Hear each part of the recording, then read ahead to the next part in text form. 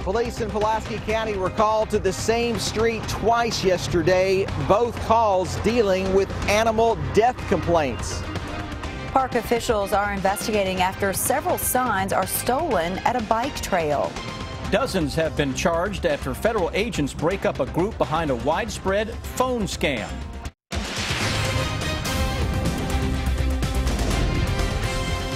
This is WKYT News at 5:30. Good evening to you, and thanks for watching WKYT. Police in Pulaski County say they were called twice to the same area for two different complaints regarding animals. The first call came Thursday morning with a caller saying the dogs were on the loose, killing her livestock. Then the second came just 5 hours later when a neighbor said they found two puppies shot dead in the kennel behind their home. Phil Pendleton has more in our top story at 5:30. Both calls came from homes on Cox Lane in Tateville. The first about 10 o'clock Thursday morning. The caller said four dogs were running loose, killing her turkeys. Police responded. 5 hours later, another call came in from another resident. We just come back and they killed our dogs. They did. There's blood everywhere. Jacqueline Yancey says the two 6-month-old pit bulls were shot dead in their kennel inside a shed behind her home. Oh, my heart was broken. Them kids, I mean, they was crying just to know the hurt and see the hurt in their eyes. That's what bothered me. Yancey says she had no trespassing signs up that she says the shooter ignored. I don't know what kind of cold-hearted person could just walk up on somebody else's property where them dogs felt safe and they was at home. They wasn't bothering nobody. The first caller to 911 specifically said pit bulls were killing her turkeys. But Yancey says that could not have been her dogs. So we keep our dogs put up. It's a Kentucky law. You're supposed to keep them put up. The turkey owner did not want to go on camera, but says they did not shoot their neighbor's dogs. In Pulaski County, Phil Pendleton, WKYT. 911 center officials say a deputy did respond, but told the parties to turn over their complaints to the county attorney. We now have surveillance video showing the moments just before an SUV hit three children waiting at a Louisville bus stop. This video from inside the empty school bus shows the driver swerve to avoid the bus. After swerving, the SUV went up on the sidewalk where it hit the children. All three students were taken to the hospital. This week, one of them was released and returned to school. However, the other two children, who are siblings, are still in the hospital. Police say the driver of the SUV did not have insurance or registration. Police in Somerset are investigating after someone fired several bullets into a car. Officers responded to a call of shots fired in the area of Kimberly Drive about midnight, and when they arrived, they say they found a car had been hit by at least 4 rounds while parked in a driveway at a home. No one in the car at the time, but police believe the shots were fired from another car. The investigation continues. This time last year, we were looking at a wet and cold Halloween weekend. What a change. This weekend looks fantastic, and so does Halloween. And the man responsible for it, well, not really, but Chief Meteorologist Chris Bailey on a Friday, I'm going to give you a little bit of credit. Is that okay? Yeah. You know what? That's fine, because this is the first nice Halloween forecast we've had in several years around here. As you mentioned, a little chilly, rainy last year. Year before, we had a few snow pellets and ice pellets, snowflakes flying around. Year before that, we had 50-mile-an-hour winds and trick-or-treating that was canceled. So, yeah, I'll take a little credit for this one because I took the blame for those. Beautiful weather out here right now. The numbers today, a whole lot warmer than at this same point 24 hours ago. Take a look at what we are dealing with the temperature that is running 5 to 15 degrees hotter than at this same point yesterday. Now, yesterday we were chillier than the day before. A lot of blue on the map today, a lot of red on the map. So it's a battleground state today in terms of the weather. We go through the evening. Those temperatures that are in the 60s and 70s will quickly drop off as the sun sets, and we'll drop it into the upper 50s by late this evening. And that planner forecast showing temperatures 50-ish tomorrow morning. And as we go throughout the rest of the day, we'll make a run at 80 into parts of central and eastern Kentucky. That's absolutely crazy. 75 to 80, the numbers we're going to be talking about for the next several days. That includes your Halloween forecast. So there is absolutely nothing to be afraid of in terms of the Halloween weather. Now, when I come back here in about 10 minutes from now, we'll focus on the all-important holiday weekend forecast, but also some changes that are lurking as we go into the first few days of November. Guys out here right now, my definition of weather perfection is the stuff we've got in our WKYT weather garden right now. It is pretty good, Chris. Thank you. An 81-year-old man is behind bars accused of a violent sex crime against a 50-year-old woman. Our county-by-county coverage at 5:30 begins in Letcher County. It happened on Sunday in the No. 4 Hill area of Jenkins. Police say the victim had met with 81-year-old Russell Belcher when he was looking to buy a mobile home in her neighborhood. Police say the victim told them Belcher later returned to her home and asked her to have sex, but when the victim refused, they say he pulled out a pocket knife and cut her clothing off. She had a small cut on the side of her neck and reported the assault later that day. Police arrested Belcher yesterday. Age really doesn't matter when it comes to something like this. It is shocking when they're older, and especially in this case, somebody over 80. But it's not an unheard of thing that somebody older would try a sex crime. Belcher was taken to the Letcher County Jail. He faces first-degree sexual assault, carrying a concealed and deadly weapon, and first-degree assault.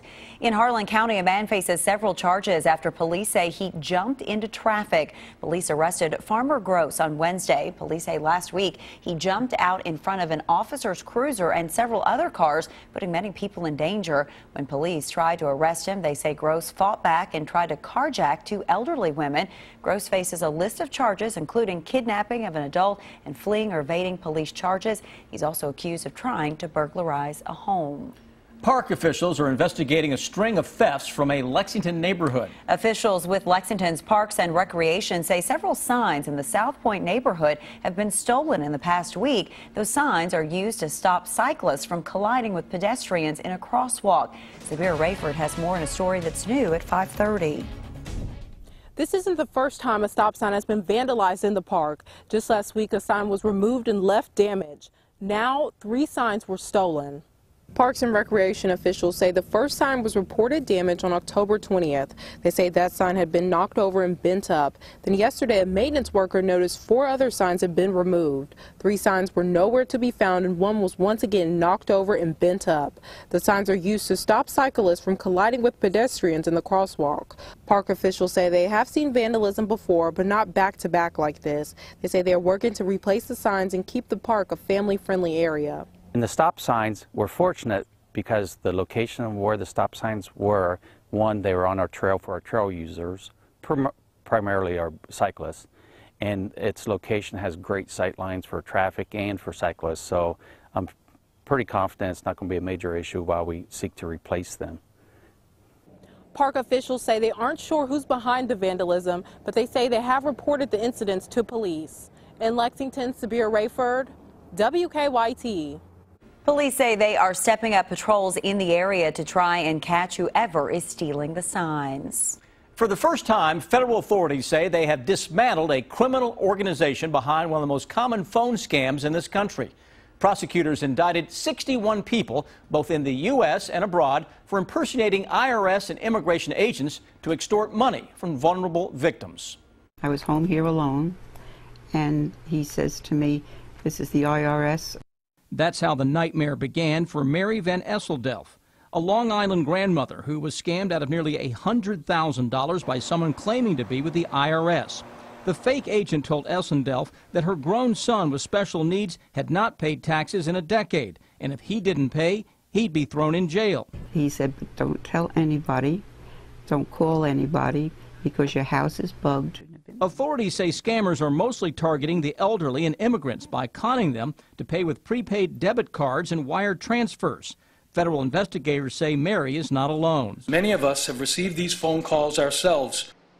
On Thursday, the Department of Justice announced a major break with the indictment of 61 people and entities who seek to profit by exploiting some of the most vulnerable people in our community. Half of the defendants are from overseas and allegedly tied to a network of call centers in India. In the U.S., police are rounding up the suspected criminals in 9 states, who they say left a trail of 15,000 victims who lost more than $300 million. The indictments will not return victims' money, but authorities say they hope to send a message that they're taking action. Officials say the suspected criminals used information they got from data brokers, social media, and other sources to target their victims. Some businesses teaming up to help rebuild a Western Kentucky fire station. That story just ahead on WKYT. I'm Bill Bryant. Tough talk about the coming Kentucky election. Donald Trump pushes back against polls while Joe Biden's name surfaces from inside the Hillary Clinton camp. The bottom line is ahead. Republicans are making a push to gain control of Kentucky's state house. And Vice President Joe Biden could have a position in a possible Clinton administration. Bill Bryant has the details in the bottom line. Good evening. As we head into the next to last weekend before the election, the politicians will be competing with Halloween events as they try to grab attention and build support. There is a spirited battle underway for control of the Kentucky State House, the only legislative chamber in the South still controlled by Democrats. Republicans are making a push to win a majority in the House for the first time since 1921. On Kentucky Newsmakers, representatives of both parties talked about what's on the line. If you're watching this show before November the 8th, go see your doctor. Go get your teeth checked. Go get an eye exam. You know, do a precancer screening, because the Republicans are trying to take away your health care. Well, what Democrats want to say is they have zero plan to pay for the continuation of Medicaid as it currently exists. Governor Bevin has applied for a waiver that would not kick a single person off of Medicaid. It would maintain the expansion, but it would change the system to where it's financially sustainable, where it's something that we can continue to pay for. Lowry and Watson also discuss other races, including the U.S. Senate battle between Republican Senator Rand Paul and Democratic challenger Lexington Mayor Jim Gray. Kentucky Newsmakers airs Sunday morning at 6 on WKYT, and it repeats Sunday at 10 a.m. on the CW Lexington. There is an encouraging report out about the economy ahead of the election. The government says the U.S. economy grew at a 2.9% rate in the July through September quarter. It's the strongest pace in 2 years. Still, Republicans say it could be better, and Democrats say the improvements need to be felt by people at all income levels. Donald Trump continues to campaign hard with several stops today in swing states. Trump says polls showing him behind are not accurate and are being manipulated. His running mate, Mike Pence, got back on the trail after his plane slid off a runway last night in New York. Nobody was hurt. Hillary Clinton is also campaigning today, but is apparently in close contact with her transition team, looking at what happens if she wins. Politico reported today that Vice President Joe Biden would be her top pick for Secretary of State if she gets the chance to name one. Now the Clinton camp is dealing with another major story that broke this afternoon. The FBI is reopening its investigation into Hillary Clinton's private email server. House Committee Chairman Jason Chaffetz says the FBI has learned of the existence of emails that appear to be pertinent to the investigation. CBS News will have much more on this coming up at 6:30. Bill Bryant, WKYT. After rain caused thousands of dollars worth of damage to a Western Kentucky volunteer fire department, several people decided to help out with repairs. This past July, Morgantown's 5th District Volunteer Fire Department experienced flooding that caused more than $10,000 in damages. With the station overwhelmed by the cost of repairs, the Home Depot there and Operation Stand Down Kentucky pitched in to help. And after 6 weeks of work, the restoration was completed yesterday. Now, your hour-by-hour forecast with Chief Meteorologist Chris Bailey. Dealing with some absolutely fantastic fall weather here across central and eastern Kentucky. This is about as good as it gets now that the sun's getting a little low on the horizon. Winds are stirring up still, so what was mild feeling a little bit ago has a little chill in the air. If you're heading out and about this evening, you'll want to grab a jacket as temperatures drop into the 50s. Here's that live sky cam. There we are. We say hello. You can see the leaves doing their thing over top of us here. A lot of yellow showing up out here in the WKYT Weather Garden as of right now. Those temperatures across the region are generally into the 70s across the south, 60s into the north. Threat track over the next few days, not a whole lot to write home about. We've got temperatures tomorrow that may flirt with a record upper 70s to around 80 degrees. Small chance for a shower on Sunday. And then as we make our way into Monday, that's Halloween, potential is there for, again, temperatures to surge back into the mid and the upper 70s across the region on a gusty southwesterly wind. As we look at your Defender Radar Network, not a whole lot that is out there across central and eastern Kentucky outside of a little high cloud cover. That's about as good as it gets this evening. Should be a nice sunset for many of us. Forecast as we take you hour by hour into the weekend, with temperatures this evening dropping quickly after the sun sets into the 50s, especially the farther north that you live. By tomorrow morning, we'll hang out 50 to 55 into much of the region. Can't really call that a low for this time of year. Forecast on your Saturday, with temperatures again 75 to 80 gusty winds. We'll drop it into the 60s tomorrow night and only get into the upper 50s by Sunday morning, with afternoon temperatures on Sunday topping out again in the 70s. But it is late in the day. We could feature an isolated shower or two as a cold front gets into parts of northern Kentucky. Best chance right now appears to be into the northern parts of the area. Our mummy has been doing a little dance over the past several days. He likes the look of that forecast still, with highs in the 70s on your Halloween trick-or-treaters. Temperatures will generally be running into the 60s as you're making the candy rounds across central and eastern Kentucky. 7-day forecast with temperatures that, again, can flirt with 80 degrees on any one day right on through Tuesday and Wednesday of next week. Record highs possible into the first day or two of November. Beyond that, changes start to show up. We'll get a cold front into town with a gusty shower or thunderstorm on Thursday, knocking the numbers down with still a little leftover rain, a possibility in about a week from now. This gravy train isn't going to roll on forever, so we'll soak it up while it lasts. I do see bigger changes coming over the next couple of weeks. So right now, it's all about temperatures that will drop through the 60s into the 50s over the next little bit. Let's check on traffic now. Couple of things happening. There's a crash outbound Harrodsburg Road at New Circle. That's an injury collision that's causing some issues for outbound Harrodsburg approaching the circle through the crossover. And one of the outer loop at Alumni. Of course, we have Keeneland traffic this afternoon as well. That's going to impact in and outbound Versailles Road. Also, Nicholasville Road looks okay. About 14 minutes all the way into Nicholasville from Lexington, about 18 minutes to Georgetown. Now back to you in the studio. Officer Don, thank you. What a day to be at Keeneland today. Oh, for sure. Beautiful. Just ahead, Coach Cal praising two of his guards. His two veteran guards who both have a chance to break into the rotation. And for Mark Stoops' team tomorrow, it is on the road and an early start at Mizzou. That's next on WKYT.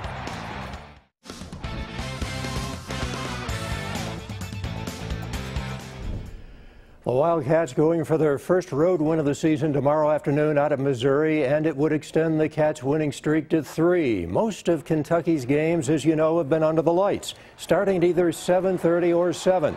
Tomorrow's game kicks at noon. The players are said to be looking forward to the early start, and Mark Stoops has been reminding them they'll be up early. I have been. I've been just sending them nice reminders when pregame meal was going to be and when the kickoff's going to be, and making sure they're as ready as I am. It is nice, you know, because when you play the late game all the time, it does get to be a long day. And so to wake up in the morning and get right out there and practice or get in your pregame routine and get ready for the game, you know, I hope they're excited about it. Cats and the Tigers out at Faurot Field in Columbia. Kickoff at noon. It's on the SEC network. John Calipari said yesterday he doesn't know who he will start in Sunday's exhibition, but he could go with a 3-guard lineup.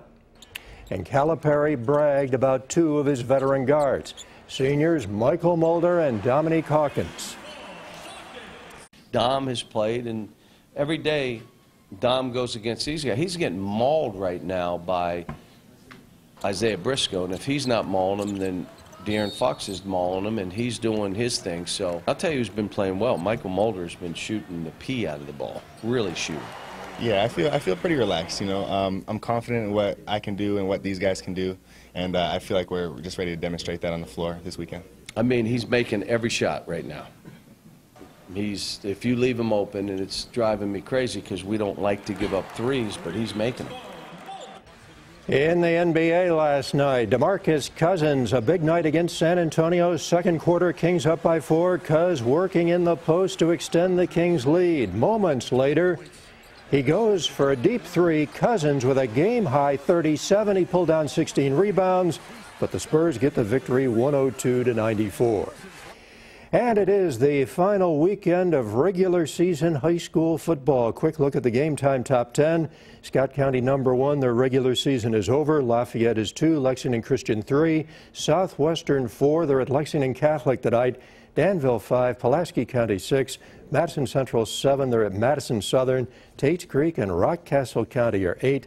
Southern and East Jessamine are tied for 10. Lee K. Howard, Brian Milam will have all the highlights here at 11. We'll be right back.